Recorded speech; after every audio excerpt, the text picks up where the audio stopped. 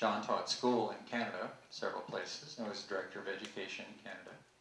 And since 1988, when he retired, he's developed a business, Learn to Dance, learned bilingual diploma in French and English, I assume.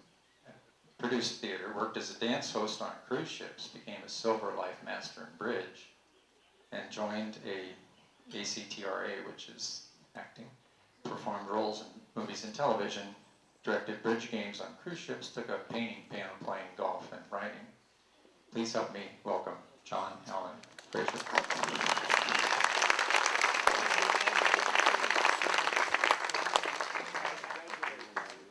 Well, good morning. My God, what a crowd.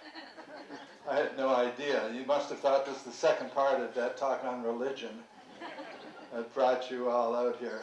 Good morning, my fellow Canadians. My American cousins. Friends, colleagues, those of you who are trying to escape a winter that's nastier than here, which is a little hard to believe after last week. And if I do look, if my appearance, if you look at me and you say, now that's somebody that mildly irritates me, it's because of the work I do on television. I do commercials, and they play them over and over, and of course that's why God created clickers, so you could turn guys like me off. I'm the face for Canadian. Voice of reverse mortgages, in case you're wondering what the commercials were. That's not to say that I'm an advocate of such things, but they do pay very well. I'm also the voice and face of an outfit called Presler Law Firm. It's an ambulance-chasing law firm in Toronto. And this summer I was a grandfather with a bad knee in a Tylenol commercial. And I did a marvelous dig for a volleyball that came flying over the net. Most athletic thing. It took almost all day to get that one shot. And the happy part of that particular commercial, I've got some grandkids, and my youngest granddaughter, I got her involved with the acting and modeling agency that represents me, and she was the little girl in the commercial. And you seldom in life get to do something like that with a grandchild. And we're both paid the same. She was 10 and I'm 76. It's only fair, I guess. Anyway, it's wonderful to have that, and then of course to have the souvenir of the film that we did, and that'll never change. But she and I have already changed quite a bit. This morning, you had some wonderful speakers here. It's just too bad this morning's not one of those occasions. Irene Anton said hello to me this morning. I knew Irene years ago. She worked for the Ministry of Education in Ontario, and I was in Ontario. They're called Directors of Education. For you Americans, it's called Superintendent of Schools, and so that's what I did. And I retired. I retired from that 22 years ago now. And I got out at the right time, I'll tell you. Standards were falling, programs were underfunded, teachers were striking, student unrest, and the way they dressed. I mean, the pants hanging off their butt, navels exposed, tattoos, body piercing, spiked hair. Call me old-fashioned, but I think teachers should set a better example.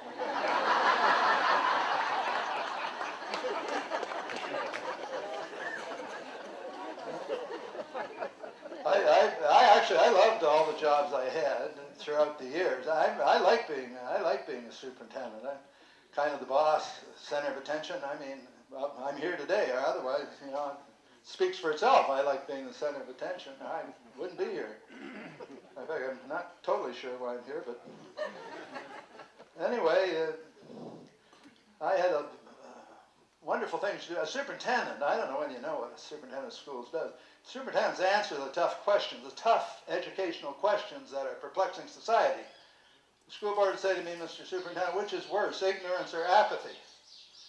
I said, I don't know, I don't care.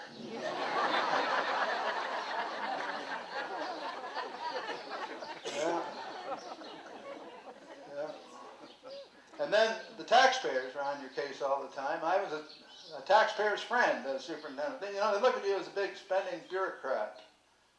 But no, I alone saved our district several $1 million by one minor adjustment to our program. I put driver ed and sex ed in the same car.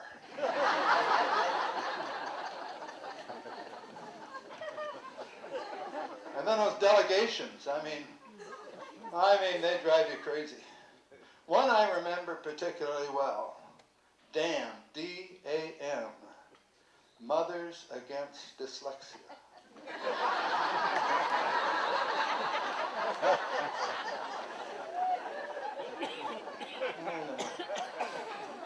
You know, I feel so at home here. Everybody with all the gray hair. I feel like I'm one of the gang for a change and not the oldest in the crowd. It's a good feeling. Yes, well, you know, I was the kids in education at Turn Your Crank. I was visiting one of our high schools. I was talking to Charlie, a boy in his final year on the university-bound stream of education. I said, Charlie, how you doing? He said, Mr. Fraser, I'm doing good in math. I'm doing good in science. I'm doing good in history. I'm doing good in English. I said, Charlie, don't you mean you're doing well in English? He said, well, I'm not doing that good.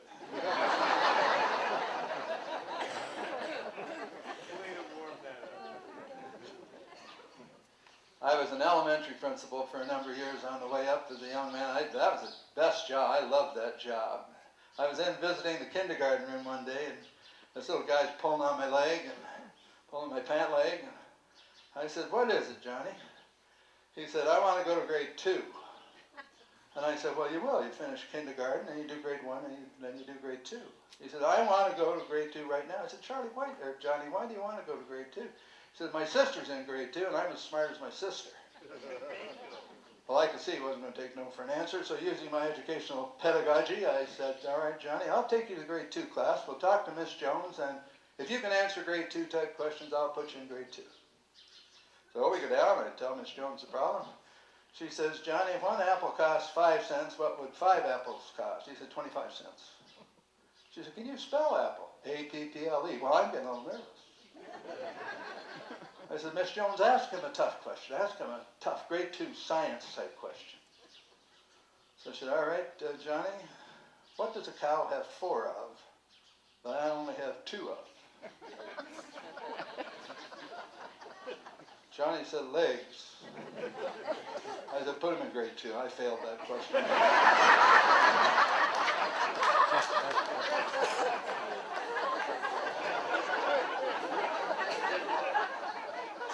So I retired. You know, retirement, that's defined as waking up in the morning with nothing to do and going to bed at night with it only half done.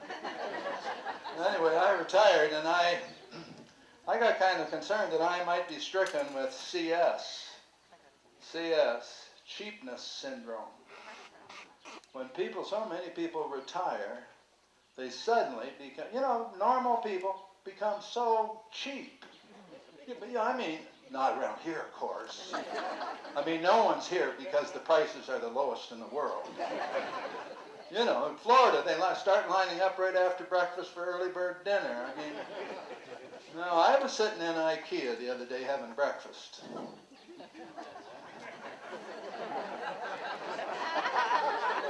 I can see some of you are aware that you can get a 99-cent breakfast in IKEA.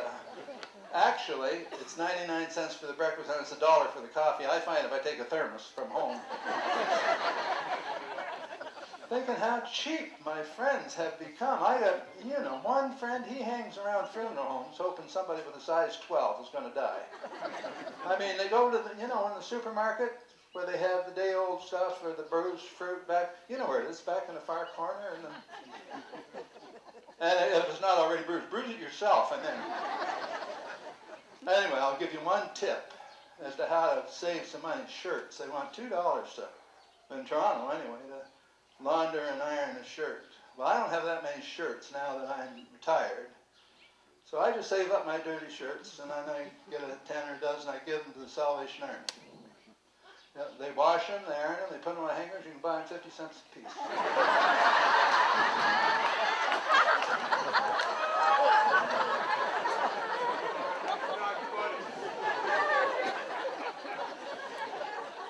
And when you're retired, you got time to spend with your grandchildren. I have 4. I mentioned the one. That's Daisy. She had a brother, Woody. And Daisy and Woody lived with my daughter and her husband in Penetanguishene. If you're from the Toronto area, you know where that is. And the reason I mention the location is that it's too far to go there for lunch and come back easily. So I would go there and I had to stay overnight. Well, apparently, before I got there, Woody, who was about 3 at the time, burst in on his mother. Well, she was entertaining some of her friends and said in a loud voice he needed to pee. And she took him aside and said, Woody, when we have company, say that you have to whisper. So I'm visiting and I'm staying overnight. And during the night, Woody gets into bed with me. Well, you know how that is if you're a grandparent, the kids get in bed with you. It's such a loving, warm, just a wonderful thing. And then he gives me a shake in the night and he says, Grandpa, I need to whisper.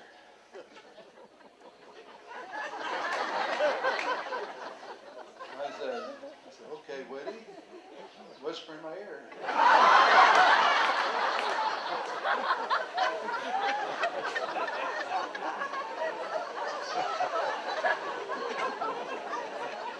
So the little bugger did.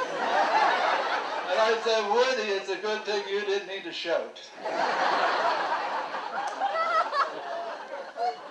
Well, okay, that's retirement. I mean, you pay one visit to your grandkids. I mean, you don't need to do this every day of the week. So I had to find something to do. And the law firm that represented us at the school board, the senior partner, he and I, we used to go hunting together from time to time. And so it seemed like a logical extension. He had a fairly fair-sized law firm by Canadian standards, about 30 lawyers, and he had an extra office in the law firm. He said, why don't you take this office and you can become our marketing manager? Well, I didn't know anything about marketing law firms, so I went to the convention, which is always a nice thing to do, in a nice place, of course. And I didn't learn a lot about it, but I did learn that lawyers, by and large, aren't interested in somebody telling them how to market their affairs. But I did have an office there, and it was fully serviced. I mean, there was a receptionist, and there's secretaries, and there's all the machines and stuff. And I had never been a businessman, so I thought, well, this is my chance to be a businessman. The cycle of supply and demand between teachers and jobs was on the downturn. Teachers were very greatly in demand at that time, and as the superintendent of schools, I had been paying a lot of money to our national newspaper, the Globe and Mail, to advertise for teachers. It was a huge amount of money. So I figured, well, maybe there's some way we can work this one out. So I knew the deans of the faculties of education because of my job, and they invited me to their dean's meeting. And I said, listen, deans, I've got a magazine that I'm printing, and all of the school boards in Canada are advertising their teacher needs in this magazine. Would you be good enough to give it to your students free? He said, oh, what a good idea, of course.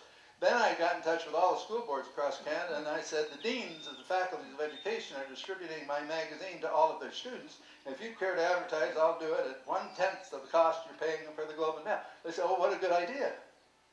I became a businessman. Yeah. And I did really well with that. Well, I had been involved with theater, and I have an interest in theater, and so the cycle was changing. I managed to get rid of my business to somebody else, and the money I had made, I decided to produce theater. And so in the 3 communities in my area, Oakville, Mississauga, and Brampton, I rented 3 theaters for 6 weeks for the summer. I got a friend who was very artistic and an excellent director, and we produced 3 plays, and we kept them 2 weeks at each location, and then rotated them, so that brought summer theater to the masses. Mississauga is the city I live in, and the question is, what's the difference between Mississauga and yogurt? Yogurt has culture.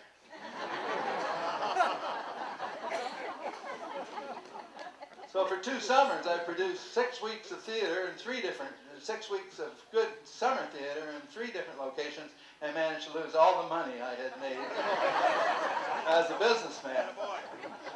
So there you are. Well, what am I going to do now? The theater thing, though, at that time, I ran into one of the persons that I had acted with in community theater, and she had an agent, and I met the agent, and the agent said he'd represent me. And eventually, I got going in this field. And just a word of advice. I'm sure there's so many fine-looking people here that you've been approached to join an agency or some such. It's something you have to be awfully careful of. There's a lot of scams related to this industry, and really what they're trying to do is sell photographs. In order to get into this business, you have to have a portfolio with your pictures, and it's kind of expensive. And if you're with an outfit that has no real connections in the industry, it's just a fraud, and people are being scammed all the time. Anyway, I just leave that with you. I got involved in it, and because my friend was in it and had a reputable agent, and so we do modeling and acting. So I wanted to find out what this business was all about, so I became an extra. Extras, you find out how movies are made, and they're made slowly. That's how they're made. And you do a lot of sitting around, and the extras get treated like you get paid minimum wage. I mean, that's one way to find out what's happening. As a result of that, though, my agent got a call from the director of a movie. Would I come down and be auditioned for this role in the movie? I went down. He took one look at me. He said, "You're our man," and he put me in an American Marine Corps general's uniform. Oh. I mean, you want to feel important. Put one of those suckers on.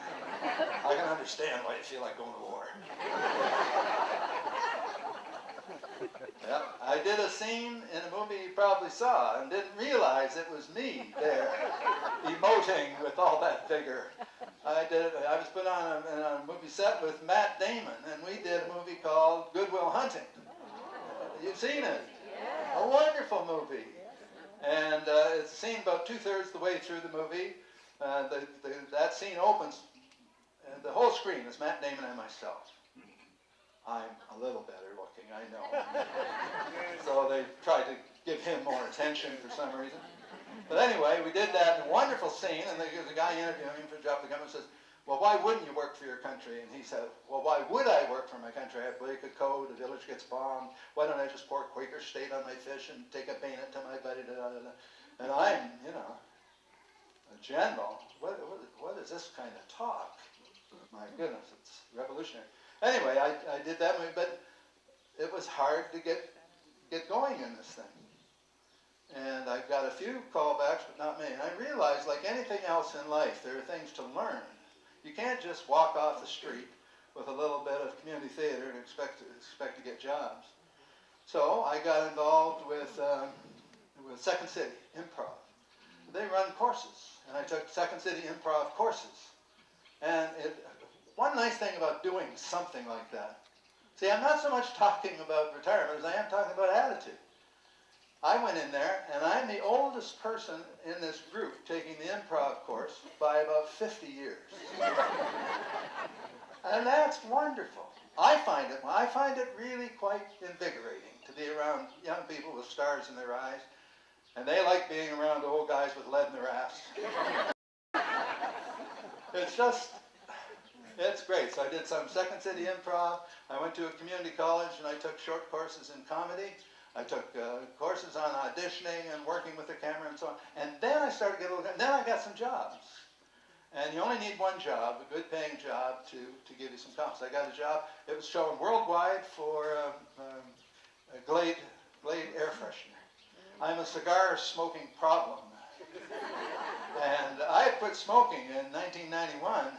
And I've got to smoke this cigar throughout this commercial. And it's always got to be the same length for continuity. And so every time I have to start up another one. I was just green, but that's the price you pay for your art.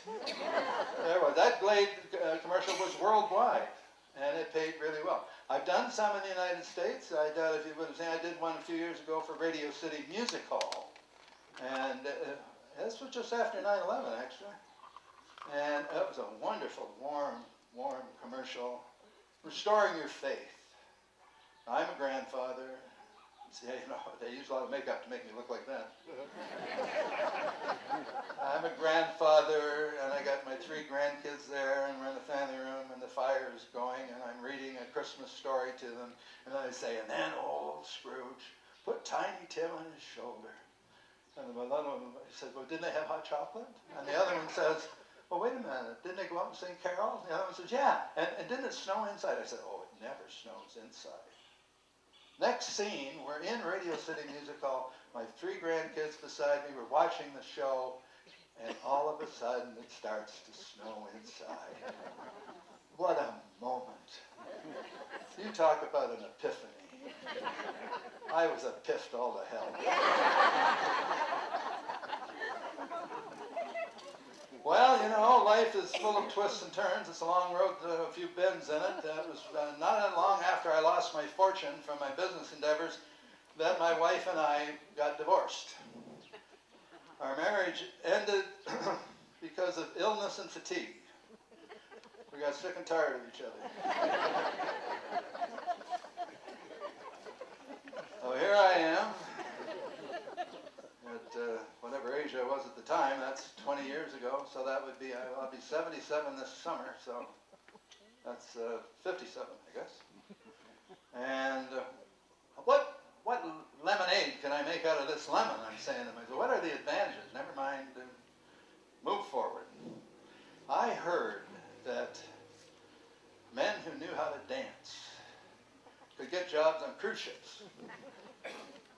Well, I didn't know how to dance, and I thought this is one of those urban myths. So I called the head office of Holland America in Seattle, and I said, no, don't laugh. I hear I can travel free if I know how to dance. They said, oh, really? Yes, you can. I say, I can? Yes, there's an agency run by a woman named Loretta Blake in Chicago who got this whole thing started like 30 years ago from now or more. Get in touch with her. So I did. I got in touch. I got a list of the criteria of what I had to do and so on. And so I had to learn 5 dances. Swing, cha-cha, waltz, rumba, and something. Yeah, something, right. Anyway, so I went down and I signed up for the GTAGC. That's the Greater Toronto Area Gigolo College. Yes, and I majored while I was there in sincerity. I learned my dances, and I was assigned as a trial test to a cruise run by the Merry Widows of Florida. The Merry Widows, they were brutal. They kept you dancing 5 hours a night. We started at 5, we started at 6, we stopped at 11, maybe 12. They were merciless. And I said, oh, but I'm a little stiff from arthritis. She says, I don't care where you're from, I want to dance. She says, waltz faster, John, this is a rumba. Oh. Whoa. Well, that's part of the truth anyway.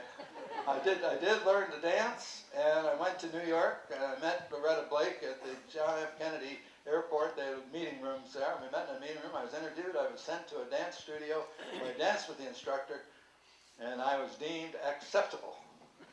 I thought that was quite an accomplishment for a guy who didn't know one foot from the other to begin with. So Loretta Blake assigns you to ships, and you pay her a small agency fee, and away you go. What a job. Now, Holland America caters to older folk, and I think many of you might have been on Holland America one time or another. They're more than elderly. The average age of the passenger on a world cruise, deceased.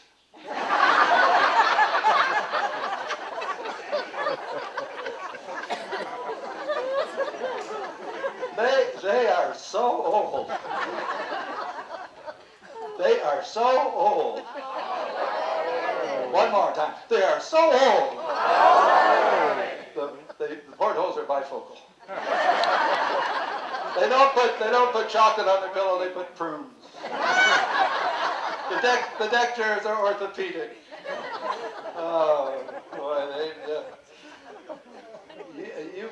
you would probably recognize the problem inherent in irregularity. I mean, for me, I like to start the day off properly, if you know what I mean. And so that is a topic of conversation on the cruise ship with a group of people that old. Fun talk about ran and what have you. Well, my roommate, I had to share a room with one of the other dance hosts. He came down with a terminal case of irregularity. I mean, I mean, who wants a dance host who can hardly walk? Anyway, we fixed him up with exercise and Metamucil and prunes and one thing and another, and got him right down every morning, 7:30 on the spot. Bang. Trouble was, didn't wake up till 9.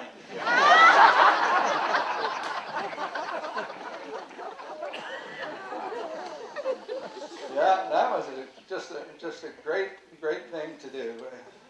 I was waltzing with one lady, and she said, "Where are you from?" And I said, "I'm from the Toronto area." A few minutes later, she says, "Oh, where are you from?" I said, "I'm from the Toronto area." Well, this went on for a bit. And I danced with her a little later on the same evening. I said, "Now, do you remember my name?" And she says, "No, but if you ask the purser, he'll tell you."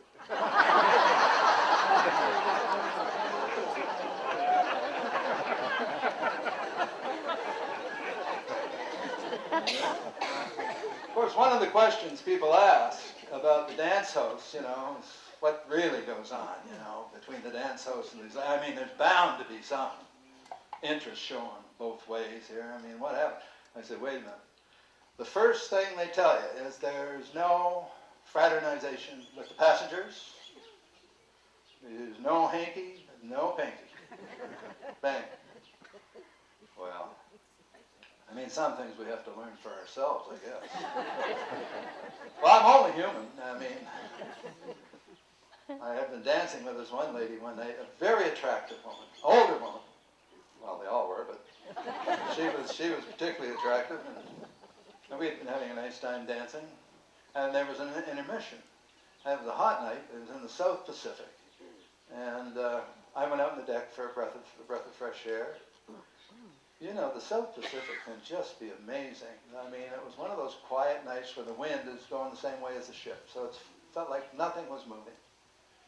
The stars, and when you're at sea, when there's no polluting light around, the stars are just so... I felt like I could reach up and pluck that Southern Cross right out of the sky. Somewhere on the ship, a band was playing.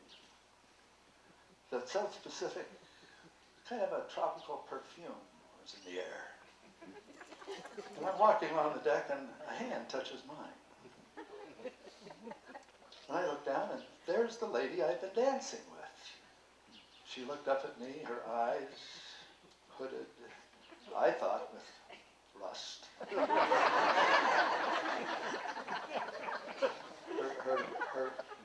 Her pink, moist lips, slightly parted. Oh my God. I just lost my control. I bent over, I kissed her full on the mouth. And she began to moan and pull on my shirt and groan. I thought, my God, what pent-up reservoir of sexuality have I released in this one careless moment of intimacy?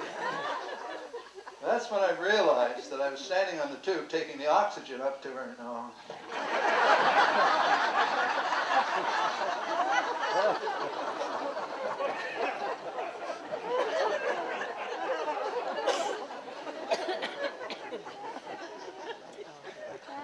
I had a wonderful time on that. I ended up doing 4 world cruises, and then I'd had enough. A number of things happened as a result of that, though. I met a guy on the cruise ship who was wearing a name tag. We all wore name tags and uniforms, so we're all part of the cruise director's staff. Everybody knew who we were. I mean, nobody's playing games. This guy said, "What do you do?" He was a card director. Director ran the bridge game on the cruise ship. And that's where I discovered Duplicate Bridge, was working there. And I found out what a great game it was, because you're not playing against the luck of the cards, you're playing against other players. And a totally new concept, so that was good. I got into that and got myself in. I really got into it, and I became a director. And then for the last 7 or 8 years, I've been taking 2 or 3 cruises a year, running the bridge game on cruise ships myself. The other thing from that, there were so many weird characters on the ship that the dance hosts had to contend with. I mean, they were just bizarre. And so I had a large following back at home who I was sending email letters to. And almost universally, they said, "Don't lose these letters. You got to do something with them." So I decided I would write a book, write a novel. And So I thought I would write it in the form of emails back and forth, and like a diary, and that was just crap. I mean, it was terrible. It was terrible. So then I decided I would write it. I would change the voice. I would make it into a proper novel with plots and subplots and character development and so on. So I did. I finished the book, and it's entitled "The Reluctant Gigolo: A Work of Friction." And I'm here. I'm happy to tell you this. I didn't bring any with me. They got rules here. They don't want any cheap book hustlers on this stage. Anyway, but if you want to meet a cheap book hustler, at the bed and breakfast I'm using right now, Adobe Walls, just down the street on 16th of September. Come and take a look at the place, and I'll sign a book if you want. Anyway, that's all I'm going to say. That's all I'm going to say about that. So things, just keep moving along, and they will, so long as the problems of aging don't catch up with you. If you got your health and any kind of imagination, the world's your oyster. But without health, it's a different matter. They say wisdom comes with age. Wisdom comes with age. I don't know what that is. Do any of you feel wiser, really? Well, in one area I do. Through age, I know the difference between a heart attack and an orgasm. Well, you may laugh, but that's valuable information. There are times I forget, but either of them, it's been a while, but I'll tell you, that's good to know. Yeah. The only good thing from aging I've had is cataract surgery. I've had cataracts in both eyes and a surgical procedure, and it's wonderful. I always wore glasses. I don't wear glasses anymore. I can read without, I drive without, I can play golf, I can watch the ball, I can see where it lands. I forget, but yeah. I had knee surgery, both knees. I damaged my knees through excessive matrimony. I learned something there. My insurance calls for semi-private. I discovered what that was. I was in having my knees done. I was put in this ward, and they put that little gown on you. It doesn't really cover the front or the back. It's a horrible little thing. I was put into this ward. There was another guy already there, semi-private. Okay. I take the other bed. Then I realized there's just a false partition behind us. There are two more guys having hips or knees done. We got 4 guys in this condition, 1 washroom. Old guys aren't that accurate to begin with. But you get 4 with walkers and crutches and canes, using this as a swamp is what it is. And as for semi-private, you know what that really means? Semi-private? It means half your privates are exposed at any one time. That's semi-private. And they're busy in there, they're crazy, they won't take any time. The doctor came rushing in, he was going to write me a prescription, he pulls out his rectal thermometer, he says, oh my God, some asshole's got my pen. And then the nurse comes in and she's all frazzled. I said, what's your problem? She said, I got a ticket on my way to work. I said, what happened? The cop pulled me over. He was hiding with his machine radar gun behind the bridge. He stopped and said, where's your rush? She said, well, I'm a nurse. I'm late. What do you do as a nurse? She said, I'm a rectal stretcher. He said, a rectal stretcher? What? She said, just what it says. I put my fingers in and I start stretching. Said, I can stretch a rectum 6 feet. He said, what would you do with a 6-foot asshole? So I give him a radar gun and put him right behind this bridge.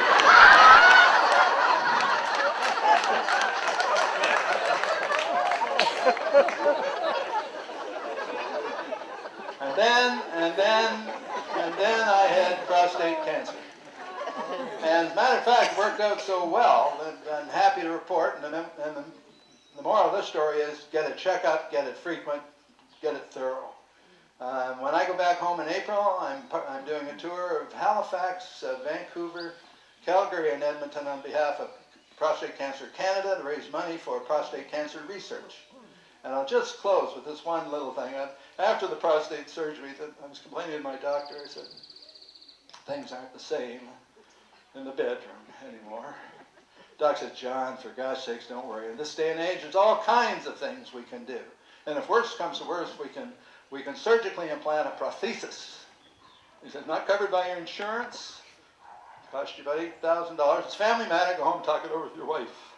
Well, to make a long story short, I wound up with new kitchen cabinets.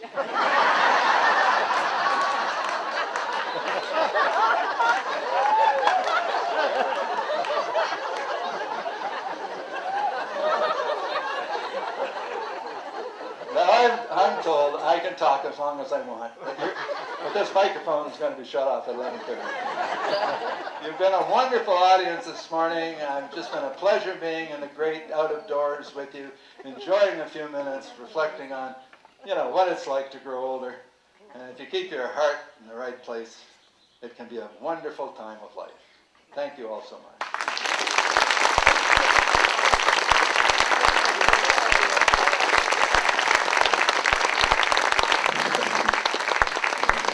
Thank you, John.